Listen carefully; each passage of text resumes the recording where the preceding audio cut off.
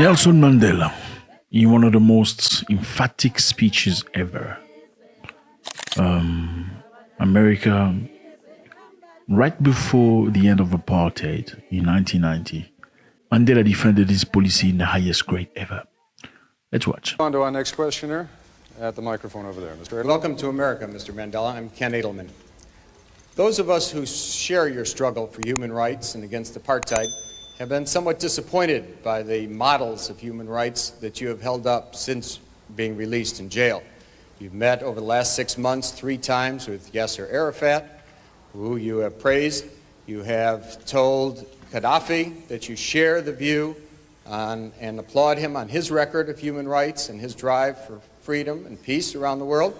And you have praised Fidel Castro as a leader of human rights and said that Cuba was one of the countries that's head and shoulders above all other countries in human rights, despite the fact that documents at the United Nations and elsewhere show that Cuba is one of the worst.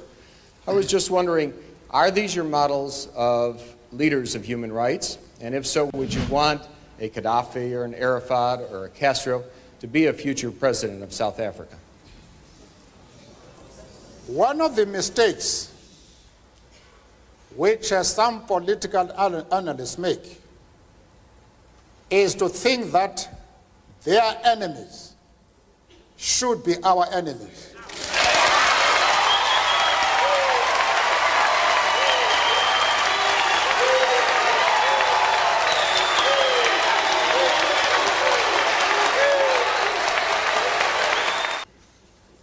We can and we will never do. We have our own struggle, which we are conducting. We are grateful to the world for supporting our struggle. But nevertheless, we are an independent organization with its own policy. And the attitude of every country towards, our attitude towards any country is determined by the attitude of that country to our struggle.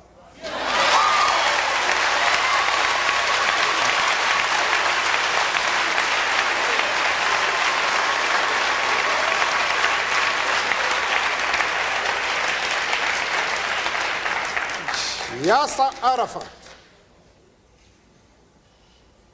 Colonel Gaddafi, Fidel Castro support our struggle to the hilt.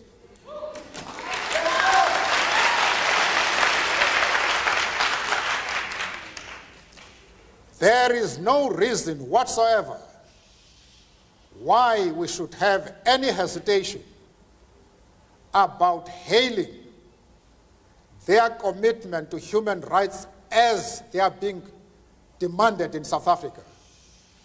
Our attitude is based solely on the fact that they fully support the anti-apartheid struggle. They do not support it only in rhetoric. They are placing resources at our disposal for us to win the struggle.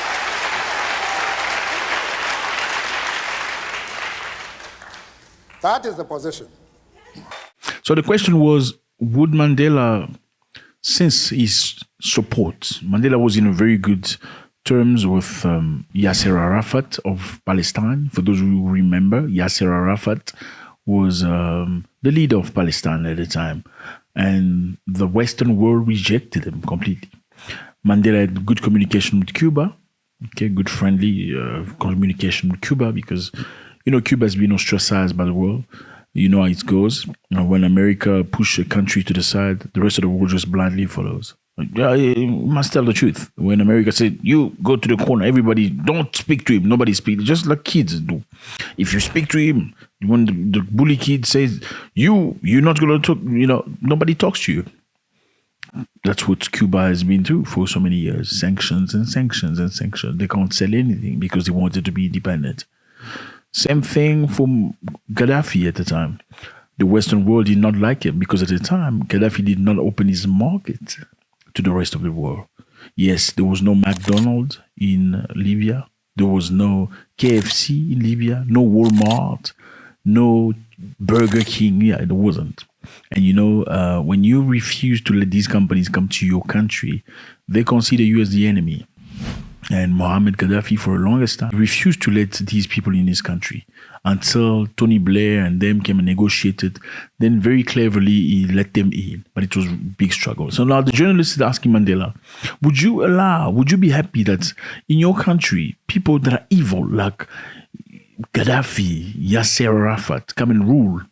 And Mandela said to them, some of the biggest mistake for you guys is to think that your enemy should be our enemy. These people have been with us during our struggle. Listen to this. After all, it is the ANC, not the government, that is responsible for the present talks. We have been hammering the government since 1986 to meet us. And in spite of the humiliating and insulting conditions they tried to impose on us before they could agree to meeting us, we nevertheless had sufficient patience and sufficient commitment to peace as to continue hammering them to meet us. They have eventually done so. But despite the fact that the talks are now on, apartheid is still in place. The police are still killing our people, as they've done over the years. Vigilante groups are openly arming themselves for the specific purpose of attacking progressive groups and progressive leaders. The right wing is also arming itself openly, and they say they are doing so for the purpose of destroying the ANC. They are calling for some of us to be hanged. Why would you think that we should now relax our strategies? What has happened? Let's move on to the next question. Amanta.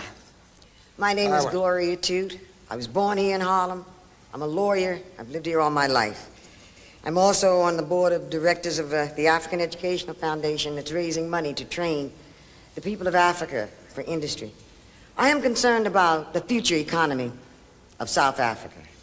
I am concerned when I look at the newer countries that gained their freedom so hard fought, indeed did not demonstrate sound fiscal policy. Illiteracy is still quite large, and hunger.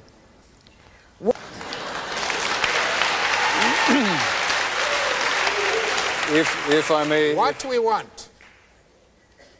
we want to achieve is a healthy and vibrant economy which can ensure full employment to our people, maximum production, and the development of social justice.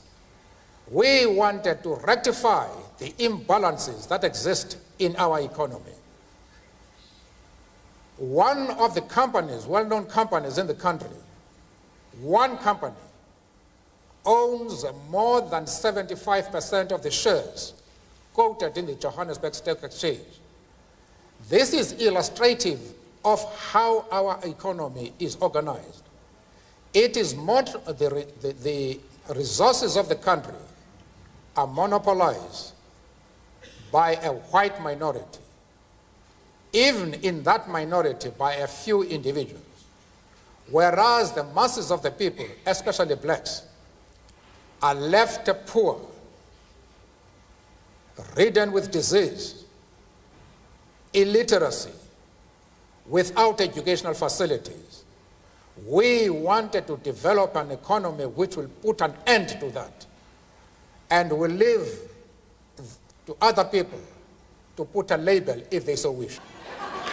You know what I mean? I mean, like I always said to you, your brother is not people you are born with necessarily, or people of your skin color. You can see some of the people in the room looking at him like he's crazy. Yeah. Your brother are just people that are supporting you in your struggle. Your brother are the people that are going to help your family while you cannot. your brother, the people that's going to look after your children if you were ever arrested, wrongly arrested. Take care of them, pay school fees. Those are your brothers. Your real brothers are going to go look after your parents if you died by accident or anything. Those are brothers. It's not about calling me brother. No, it's about actions. And Mandela speaks so clearly about it. If you support mass struggle, I'm with you. Let me just remind you here. During apartheid, where black people and white people could not mingle and mix in South Africa, it was really, really bad. There was fontaine for white people, water fountain for black people. There were restaurants for black people, restaurant for white people, school for white people, school for black people. They couldn't mix together. This only happened in 1994. That's when they could actually come together. But during this time where black people were treated like they were trash of the society, many Western countries supported the apartheid government. Yes. Many so-called democratic countries or human rights countries, yes, they did support the government that oppressed black people. I mean, truth be said. And he said to them, just because you have issues with people, left, right, center, you have issues with Cuba, issues with Gaddafi, you have problems with Yasser Arafat of Palestine, that doesn't mean for me to be free, I need to be associated with you. I need to also be at war with them. These people have supported us. Not only they've supported our battle morally, emotionally, they've also sent us logistics and things that we need in order to win our battle. So there's no way, it's not even questionable. There's nothing about it can be changed. Our support and our admission is irreparable.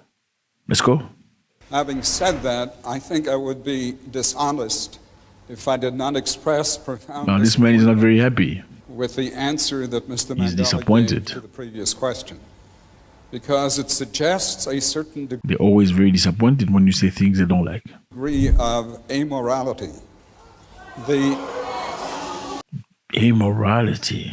that suggests that what these people do in their own countries, what a Gaddafi does in Libya, what a Castro does in Cuba, is totally irrelevant, even in terms of the issue of human rights, as long as they support the cause of the ANC. I hope that is not what Mr. Mandela meant, and I would hope that he would clarify that issue further. Mr. Mandela. And at the same time want me to be involved in the internal affairs of Libya and Cuba. I refuse to do that. He refused to get involved in the internal affairs of Cuba and Libya. As far as Yasser Arafat is concerned, I explained to Mr. Sigmund that we identify with the PLO because just like ourselves, they are fighting for the right of self-determination.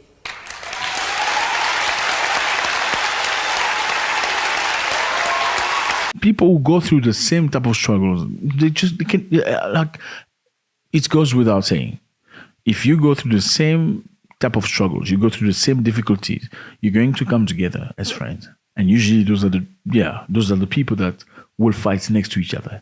Yes, he supports the fight of the PLO because it's very similar to his fight.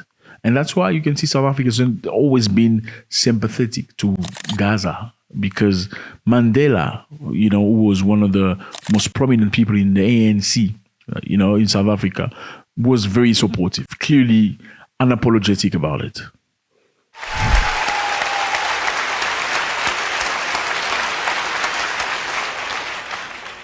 I went further, however, to say that the support for Yasser Arafat in his struggle does not mean that the ANC has ever doubted the right of Israel to exist as a state legally.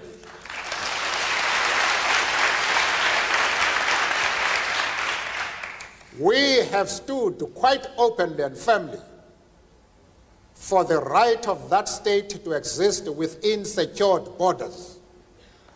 But, of course, as I said to Mr. Sigmund in Geneva and others, that we carefully define what we mean by secure borders. We do not mean that Israel has the right to retain the territories they conquered from the Arab world, like the Gaza Strip, the Golan Heights, and the West Bank. We don't agree with that. Those territories should be returned to the Arab people.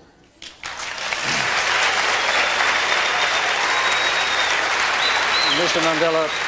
Again, as you can tell, fellas, Nelson Mandela did not hold his punches. He came punches blasting full out, not afraid of anything. Your enemies are not our enemies. Okay. In fact, our attitude toward any country depends on how they treat us, how they are, feeling about our struggle. If you feel sorry for me, I'm going to feel sorry for you.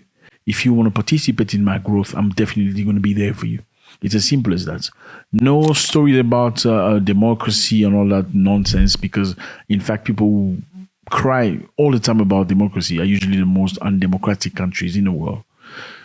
Let me know how you feel about these fellas. Nelson Mandela representing himself, the ANC, South Africa, and also Africans, for those of you who like it, at the highest level. Your enemies are not our enemies. No, it's not that. You are most hypocritical people ever. You just didn't see it, but yeah, that's what he was trying to put across. Don't bring your hypocrisy here. That's crazy, yeah? God bless.